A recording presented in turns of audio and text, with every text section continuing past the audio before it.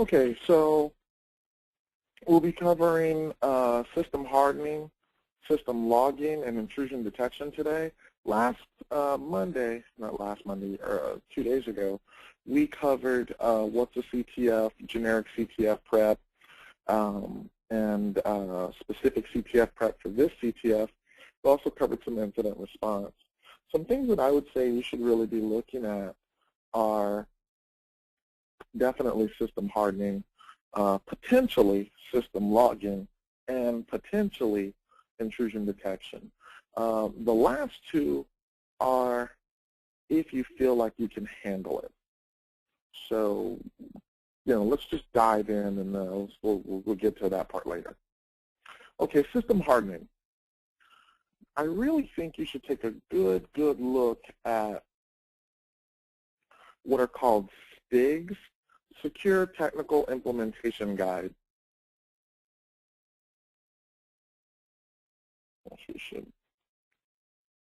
There we go.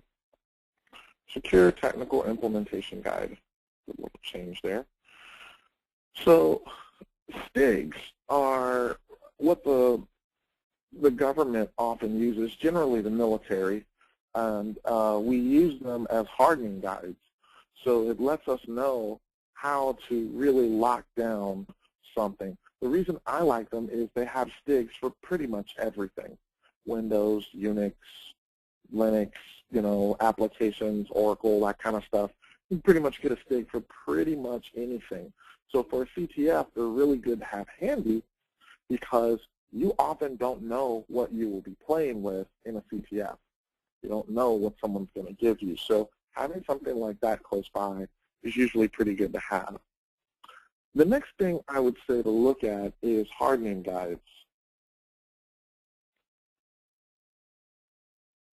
So hardening guides are pretty important just because hardening guides are not as thorough as STIGs. So hardening guides are nice to have because they tend to be pretty down and dirty. Just here, take this, do this, this, this, this, this, and this to secure the server. Whereas a STIG usually is a couple of hundred pages, so usually pretty intense. Hardening guides may not have real good instructions on how to do something, where a STIG usually will have really detailed instructions on how to do something. So you might want to have both, right? You might want to have a hardening guide. When it tells you to do something, you might look up how to do it in a STIG, as an example. Some generic hardening resources, just basically Google searches, website searches for the topic of server hardening. Excuse me, sorry about that. Definitely think you should have that stuff around. So when you're thinking about system hardening, your first thing to do is get your checklists together. Sort them, organize them. Figure out, okay, if I have Windows 2000, 2003, 2008, 2012, here are my lockdown guides that I want to use, and you have them sorted, ready to go. Do the same thing for specific applications. You're going to be dealing with PeopleSoft or Oracle or whatever. Get those things ready to go. Have them ready. The next thing that you want to do is you want to collect as many hardening tools as you can. The Microsoft Baseline Security Analyzer is a really good one. It's pretty common, and I think you really want to have it for sure. Another thing I really think you should look at is benchmark assessment tools. So the same place that you get your benchmarks from, CIsecurity.org. Oh, excuse me. Sorry about that. Can't stop yawning. So the same place that you get that, they actually have an archive of hardening tools. And I would definitely grab those. All of your system audit tools, audit configurations of things, you definitely want to have those at the ready. And you want to have used them a couple of times before the game. You don't want this to be the first time that you do this stuff, right? You want to run the stuff before the game, start getting an idea of what this stuff is going to be like. Okay, The next thing that I know people are reluctant to do, but what I absolutely think is super important to CTFs is scripting. Hands down, scripting. Scripting, scripting, scripting, scripting. Trust me, you need scripting. So I think scripting is really important. A lot of people, they're really intimidated with scripting. Hey, you know, I'm not a programmer. You know, I feel reluctant. You know, I might be able to do a batch file or something like that, but that's about the extent of it. And if you're even confident enough to say, hey, I'd be willing to throw together a batch file, that's a step in the right direction. That's what you need. So the fastest way to really learn scripting is to get really good at a command prompt. If you're pretty good at a command prompt, anything that you put in the script is basically what you do in a command prompt, just sequence so that it all runs one after another. So that's really your introduction to scripting. Then you just got to find good resources for security things that you would want to do with your scripting. So, excuse me, here's some pretty good resources. Command line Kung Fu, Microsoft scripting, simple Windows batch scripting. These are all things that you really should do. I would look at these links really, really hard. I actually ran across a book that really kind of shocked me. So today I was, doing some Googling around and came across this book called Perl Scripting for Windows Security. Now, I haven't bought the book. I haven't read the book. I don't know the author.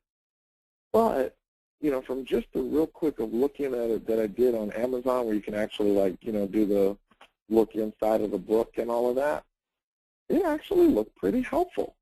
It looked like some stuff that you could do in this game. So I was thinking, wow, that looks pretty interesting. That's something different. It's definitely not what I expected to see, but good, definitely good. So something to think about.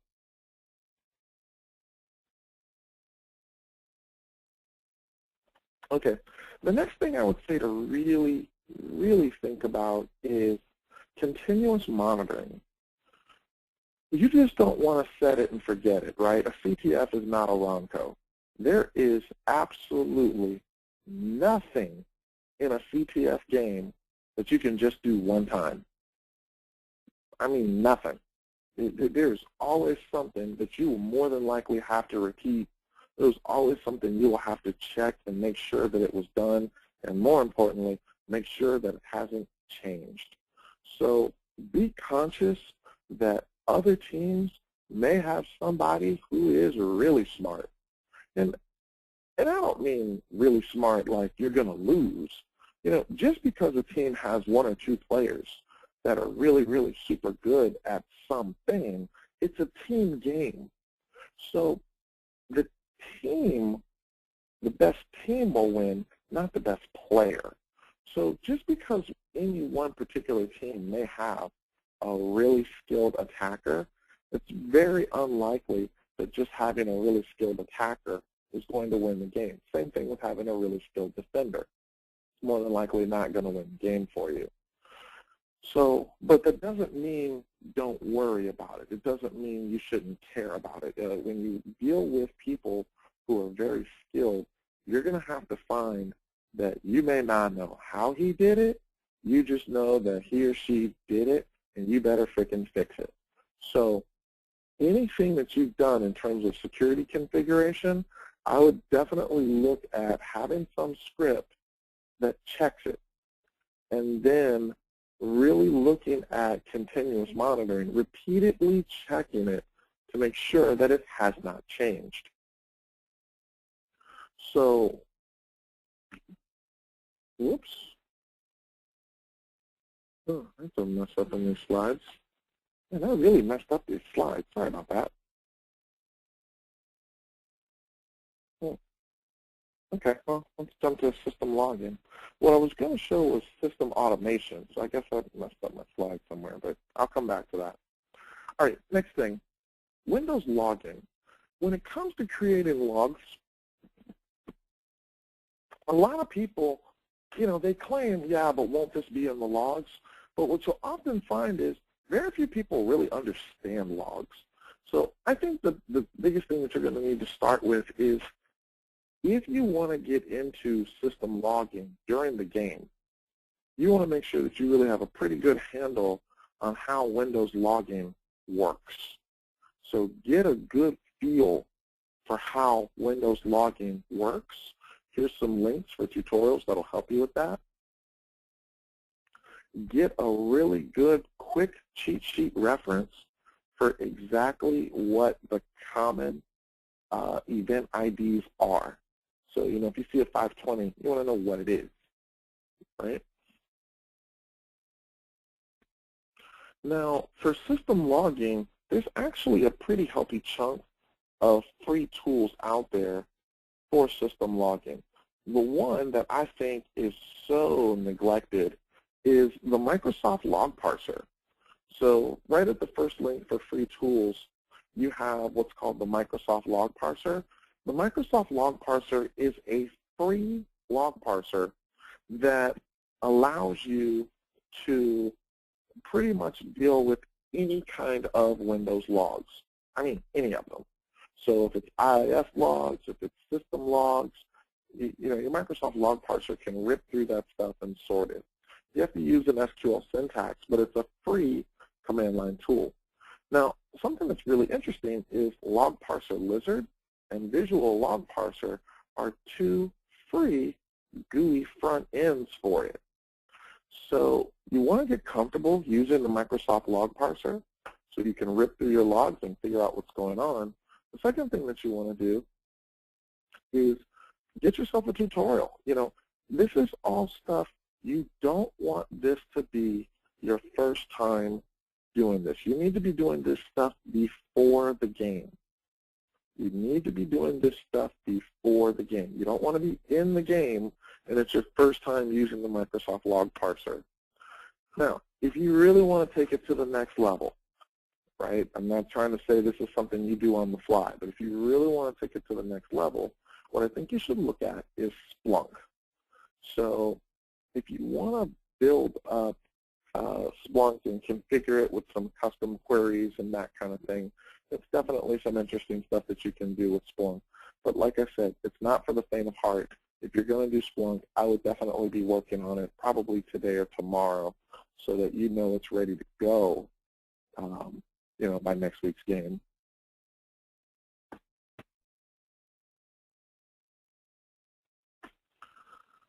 Okay, next thing. Come up with a list of queries you plan to run.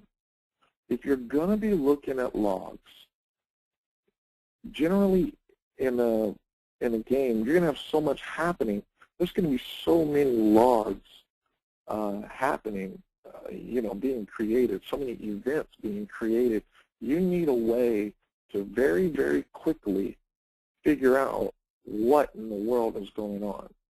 So these two links where it says good queries to run have lists of queries that you would want to run. Show me the last 10 accounts created, show me the last, passwords that have been reset, show me, the last user accounts with failed logins, that sort of thing. Those are the types of things that you're going to run against log files. So that's why I think these are good. Now, all these things, you want to have these ready to go. You want to have tried them, seen what the output looks like, and then when you run them, you want to be able to run them in the game. Now, that kind of takes me to automation. So I just didn't know what my slide was. You really want to start thinking about Windows automation. If you have specific things that you do or check for, you want to have your automation that checks those things for you. If you have a configuration script, it would be a very good idea to have your system automation stuff go through and periodically reconfigure everything the way you want, or check to make sure that things are set the way you want, and then write something to a file so that you know that it's all done correctly, so you can just at a quick glance just check and go, okay, yep, I know that stuff is all set up, this is correct, this is correct, this is correct. So as a defender, there's an awful lot you could be doing with a system, and you want to have these things built up and done and ready to rock and roll, so that as the game is playing, people are going to ask you questions. Are we okay with blah? You want to be able to fire back, yep, got that under control. Okay, let's see what we got here.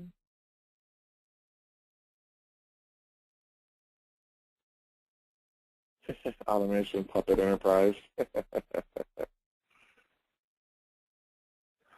So that's the kind of thing that we want to have ready to go.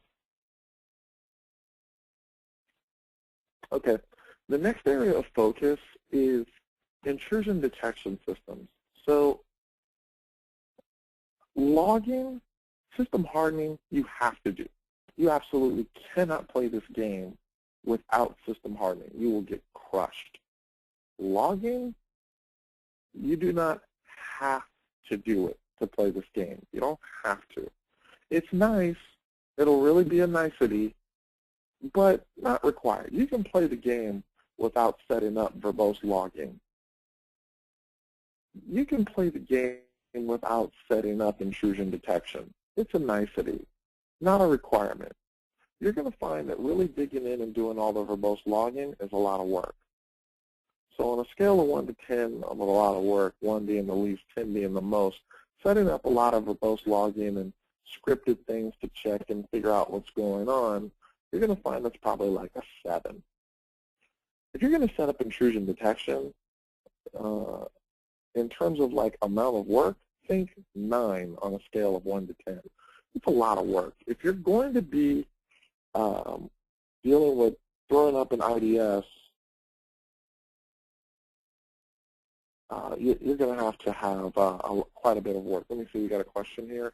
Would both the attacking and to be defended boxes be windows? Okay, the defending boxes that you must defend is a Windows server per team. One Windows server per team will need to be defended. As far as attackers, you can run anything you want. If you want to run my attack distribution that I give you guys, that's fine. If you want to run Kali or Backtrack, that's fine. If you want to just connect to the VPN with your Mac, that's fine. Attackers can be absolutely anything, completely up to you.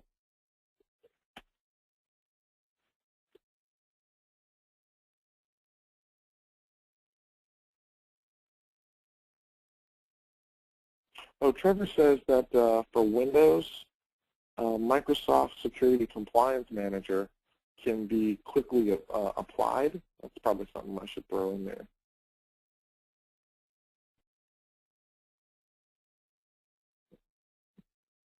Okay. All right, so let's talk about IDS. Now, if you're going to do the IDS stuff, start with the basics.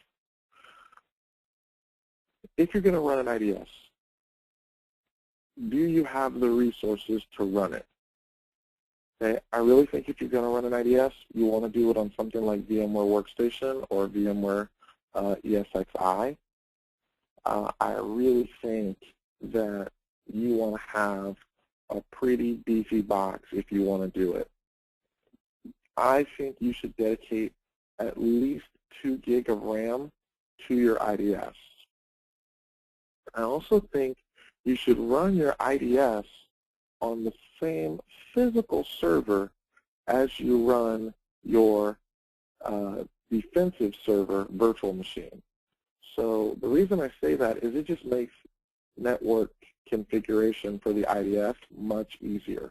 So if you have one virtual machine that runs the server that you're defending on the same host that the defensive server is running, the team server, that same host, you would run the intrusion detection system as a virtual machine on the same physical host. You've got to have enough resources to do that. I strongly recommend that you allocate somewhere between 2 and 4 gig of RAM to the team server that you're defending and 2 gig of RAM to the IDS. And the network IDS needs to be on the same physical subnet as the team server that you're defending. The reason for that is when someone attacks the team server, you want to ensure that any attacks that are going to the team's server can be seen by the IDS. So let's say we're all playing in a team, and there's 5 of us. Well, one person is running the VPN gateway. We're all logged into, we're all on the same network as him. He's got the VPN gateway. One person is running the team server, and we're all defending it. We're all on the same network. That's great. The server, the host that's running the team server should also be the host that's running the IDS. Because if you put it on another person's workstation, then what you're going to run into is you're going to have a difficult time, unless the network is wireless, ensuring that everybody gets on, ensuring that the IDS sees the traffic that's going to the target virtual machine, the team server. Now, can you work around this? Can you configure VLANs and trunking and tunneling and route traffic through the IDS? Yes, you can. But I'm just saying, for the ease of configuration, running it on the same server is the easiest. I do not recommend that you run your VPN gateway on the same server, same physical host that you run your team server on. But I certainly can't stop you. Whatever works for you is what you need to do. Okay. For those of you that have never had to drive an IDS, it's a lot of work. It really is. So if you're going to be using an intrusion detection system, you should really, really think about it and really try to get that thing running at least a few days before the game. You do not want to set the thing up the morning of the game and then start using it. You want to run it a couple of times. You want to do a bunch of attacks with this thing recording. You want to make sure that this thing can see the attacks.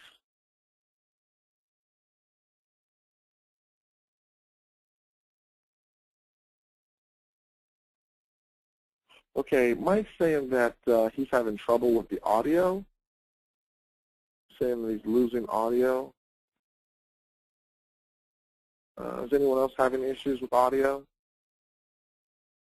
Okay, seems to be working for other people. Okay, sorry about that, bud.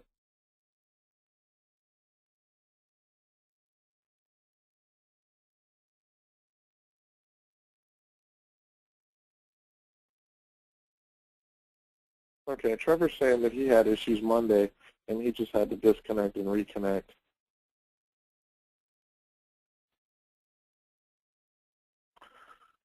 Okay, definitely a full day or so before the game, you want to be able to attack the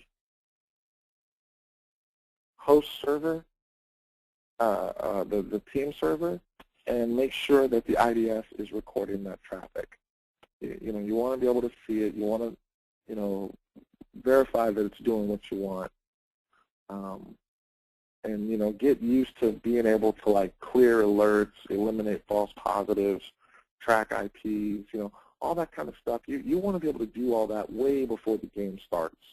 Have a good handle on how all that stuff works before the game starts. And the reason I'm telling you to do this is because there's so many different consoles.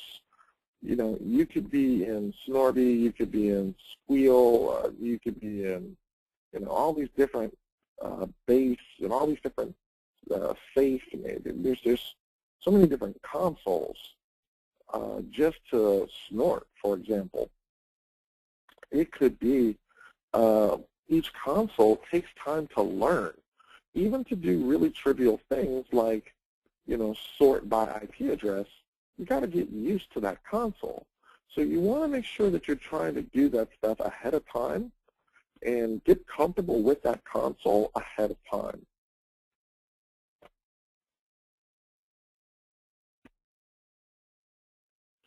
Okay, the next thing is you've got to decide what you want to deploy. And do you want to deploy a network-based IDS? Do you want to deploy a host-based IDS? Or do you want to deploy both? So on the network-based IDS, you've got Snort, Suricata, Bro, those are the popular ones. You've got OSIC for the host-based ones. They're good. I'm not going to say that they're not good. They're all good. They each got little quirks. Snort is by far probably the most popular. Suricata has really kind of come along. Suricata is multi-threaded. I don't know that you're really going to see that much of a difference between Snort and Suricata. Bro, I don't use Bro, so I can't really give you good. I can't really give you a very good explanation of Bro because I've just never used it. So you want to install an intrusion prevention system. That would be against the rules, yes.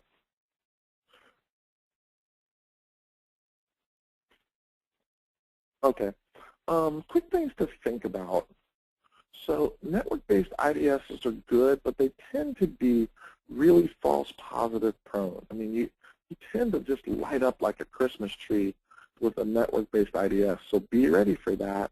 Host-based IDSs are good, but they usually require something on the host, and you need to be conscious, be very, very conscious that installing something on the host can often take away from the performance. Yeah, Trevor, yep, no bit9, no endpoint security, none of that stuff. Sorry, bud. Okay.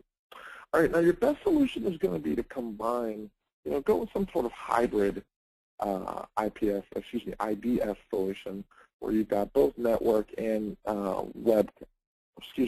both network and host-based coverage. The problem with this is it can be a lot of work. So remember we were talking about deploying an IDS as a 9. If you're going to deploy network and host, that's usually going to be a pain in the butt. So it's just a lot of work. So what do I recommend that you do? I recommend that you focus on doing whatever gives you the most bang for your buck. So for this game, if you're going to go down this road, I would strongly recommend that you think about deploying something like Security Onion or OSIM. The reason that I would recommend these is because they're really fast to deploy and they give you a lot of tools. So, for example, you'll quickly have, NetFlow, and Ether8, and NTOP, in addition to Snort and, Nagios and all these other cutesy little security tools that you're going to find to be really, really helpful. Having them deployed in something like Security Onion or Snort just makes building all of this stuff so much faster. You're pretty much going to be able to just install Security Onion or install Awesome, go through the wizard, and then point your defensive server at it, and you're done. So you can pretty much get either Security Onion or an OSIM box, usually up in less than an hour, and it's up and running. And then it might take you another hour to really kind of tune it the way you want it. But, inside of a couple of hours, you can usually have this thing running pretty well. And they're both usually pretty friendly to being run in a virtual machine. So I would strongly recommend that if you are going to go the intrusion detection route, try to go with something like a security onion and an awesome. The reason I say both, either one, because either one will give you the ability to run your host-based stuff as well, right? They're both going to allow you to run OSIC in addition to Snort. So that just makes things so much easier in that regard. Okay. What do you recommend for minimizing false positives? Oh, alcohol. There's just not too much out there. The problem with dealing with false positives is you literally got to see a bunch of attacks happening and then realize, oh, that's just blah, blah, blah traffic. Now, I personally do not think you need to tune your security onion, alien vault, awesome deployment. I think you just need to get that sucker on, get that sucker feeding alerts, and then, you know, potentially be able to whitelist your own team IPs. You know, those would be the kind of things I'd be looking to get going first. So let's get all of the logging and, you know, all those things configured, you know, for whatever product we choose, and then give me a list of all my team IPs so I can get to whitelisting. And then we really need to have, in my opinion, at least 2 people dedicated to it. So if you're going to run in a security onion or something like that, if it were me, I'd try to have 2 people physically on the server doing defensive stuff on the server. I'd try to have 2 people physically on the security onion or awesome box, just handling alerts, talking to the server people, hey, did you see that? This and this happened. Are you okay? You know, so the 4 of them would work in tandem. And then I'd try to have 2 offensive people taking information from the IDS team and the Windows Defender team, you know, so that they kind of know what to try. And then I try to get those guys communicating with the researchers. You know, everybody should be asking the researchers what to look up. And that would kind of be how I'd try to run it. I would try to run the game with at least 4 people. It'd be nice if you can have that much. The other thing that you want to be able to have is you want to be able to have the ability to allow people to leave during the game. Now, you know, people have lives. So some people might only be able to play for like 6 or 8 hours or 3 hours or whatever. So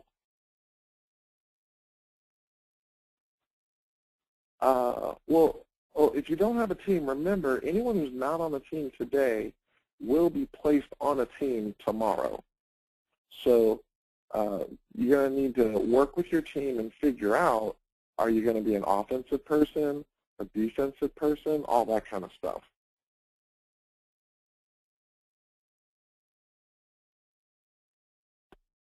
Yeah, Naroon, that's okay. Not a problem, Naroon. I'm okay with that.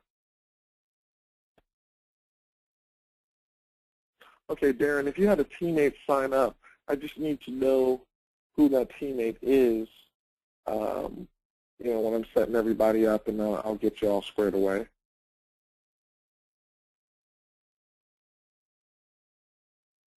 Yeah, I'll get you all squared away when I'm making teams, because I'm going to be making teams tonight and tomorrow, kind of bundling everybody up.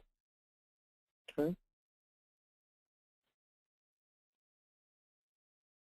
All right, guys, so just thinking defensive stuff, you know, think about everything that we covered Monday. You know, think about the stuff that we covered today, you know, setting up an IDS, and just if you're going to go the IDS route, this is a lot of work. What I would strongly recommend that you do is build a virtual machine. If you're going to, let's say you're going to do an IDS, build a virtual machine, set the virtual machine to DHCP, get it rolling. I mean, have that sucker ready to go. That way your virtual machine is done. Maybe over the next 2 to 3 days you get the virtual machine built, and then the team will be ready to use it. You know, this is all stuff that you want to start getting together. Okay. Now the slides I'm going to be emailing out tonight. Whoops. All I did was add to the same slides that we already had. So the slides from Monday, all I did was add to them the content from today. And I'm just going to keep doing that. So when I email out these slides, you'll get the video, you'll get the updated slides, and anything that you need to do, I would definitely say aggressively look at these slides and start using these slides to make a battle plan for the CTF, right? So this covers all of our defensive stuff. Tomorrow we assign teams, and Monday we start testing VPN. So we'll start testing VPN connectivity on Monday. Wednesday we'll start testing scoring server connectivity. So we want to get everybody's VPN stuff set up on Monday. Wednesday we want to make sure that everybody can get their team server going. Friday I will make the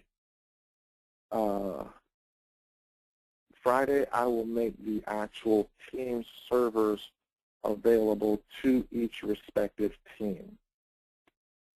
And then the game will begin. Friday you'll get the email of, you know, the time to download that server, and the party will begin. Okay. I haven't decided what time Friday, but I'm trying to think what would be the best thing to do without giving you too much time. I got a feeling I'll probably let it fly Friday afternoon, or maybe Friday night, for you guys to download the actual team virtual machine.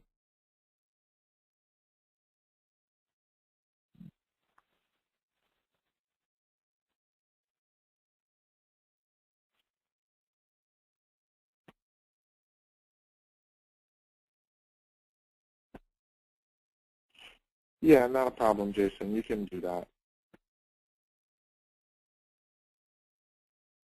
Are we still doing Pen Testers Weekend Boot Camp this weekend? I want to.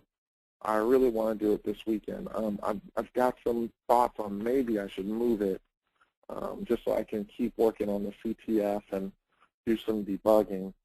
So we'll know in the next day or so if I'm going to have to reschedule that weekend boot camp, because, you know, right now I'm working with developers, sysadmins, and we're doing a lot of work to make sure that this CTF is going to fly. So because people are paying for the CTF, I really got to make sure that this stuff works. The free boot camp, you know, I hate to be so mean about it, but, you know, for stuff that people are paying for, I got to put more attention to it. So I might be in a situation where I may have to move the boot camp, but the plan is to run it right now.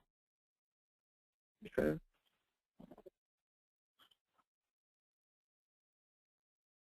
Pen Tester Night class certs, I have not got those done. Got to kick me in the butt because I need to get them done. Am I doing tonight's session video? Yes.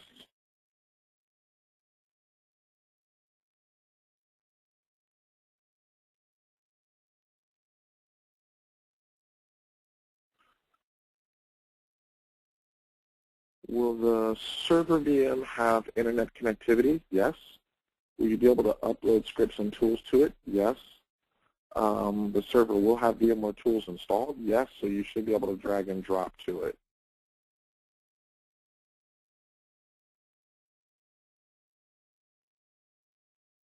Yeah, not a problem. If I'm going to reschedule the boot camp, it will be tomorrow that I reschedule it. You know, we're just going to see how the developers and the sysadmins are doing tonight. If everybody's on schedule, we'll let the boot camp run. If there's problems and there's stuff I need to fix, then we'll move the boot camp. Oh, I'm sorry, Jason. I really apologize if you wake up in the middle of the night for the class and find out I've canceled it. Yeah, I will let you know at least a full day in advance if we're not going to run it. I do apologize for that. And like I said, it's the free stuff that I try to, sometimes I have to move, because if there's something paying, people pay for stuff. You got to give people the stuff they pay for. So let's see. I think we got all that stuff under control.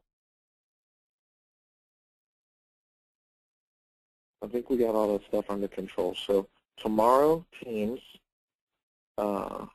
Anybody from Women's Cyber Jutsu? Anybody from Women's Cyber Jutsu here?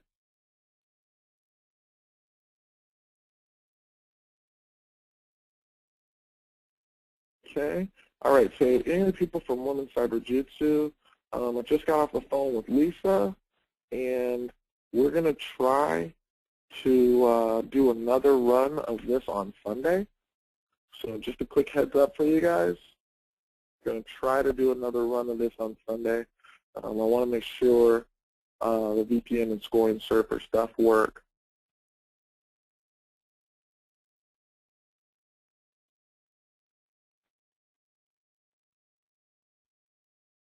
Okay, so the subnet stuff.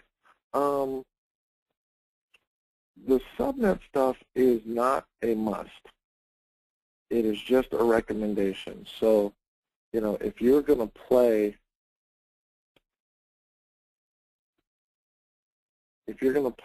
on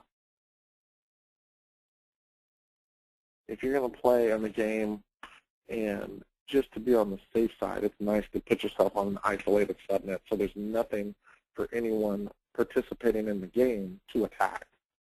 But flat out not a requirement. If you're going to be on your own home network or anything like that, you're fine.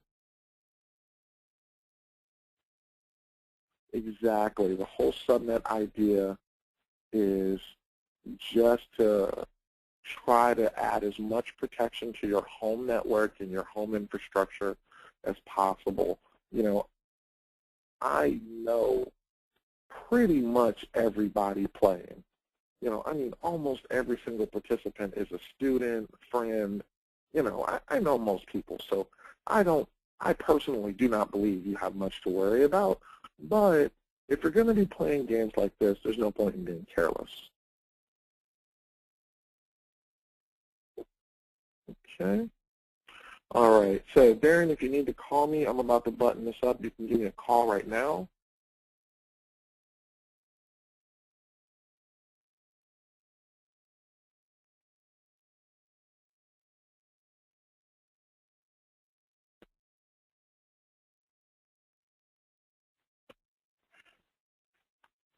Yeah, I don't think it's that much of a concern to worry if your own personal machine will be hacked. But again, these are the types of things that when you're with your team, you want to discuss how you and your team are going to configure the network, configure security for the game, all that sort of stuff. Can you set up VLANs? You certainly can. Again, that's completely up to you. All I care about is, can my scoring server reach your scoring server? Your team server. That's really all I care about. That'll be what I'm focused on.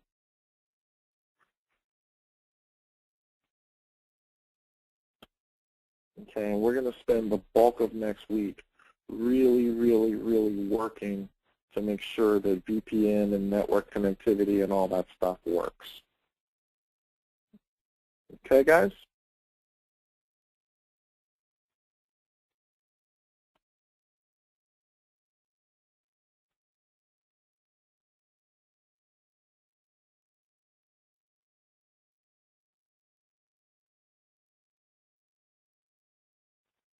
Okay, Reggie, just joined Monday. Make sure applicable comms for the class.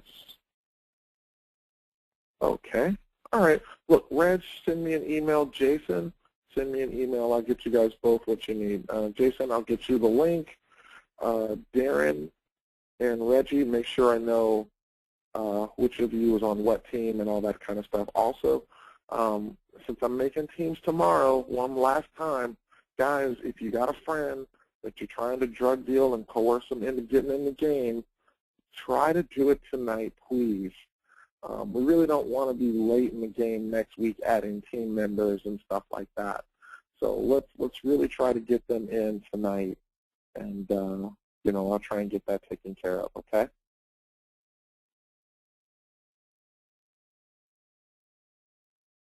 No problem, Narun. We're okay. All right, guys. Any questions for me?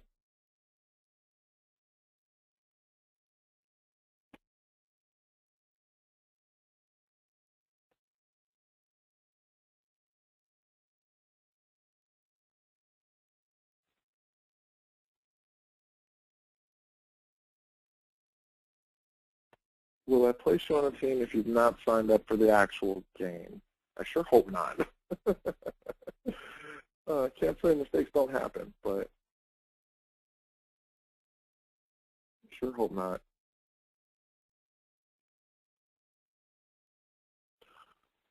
For all the links that I shared, is there a lot of reading? Yeah, there's an unbelievable amount of reading, but you want to do your best to break that stuff up amongst your team, right? Again, if you want to do well in this game, it's a team game. There's no way one person can really win the game. Believe me, there's just too much happening, and I built that on purpose. There is so much happening that it's just not going to be possible for someone with a really, really skilled player to win. And I love playing these types of games because this game is more suited for a team of beginners than it is for a team that has one or two really, really good hackers on the game. You know, you can have 3 or 4 beginners together, and as long as they break up into groups and do their jobs diligently, you'll find that they'll score more points than the team with 1 or 2 really good hackers that aren't organized.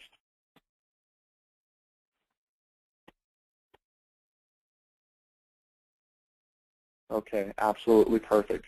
All right, guys, let's wrap it up for the night. Everybody take care, okay? I'm going to get this video stuff squared away and get everything sent out.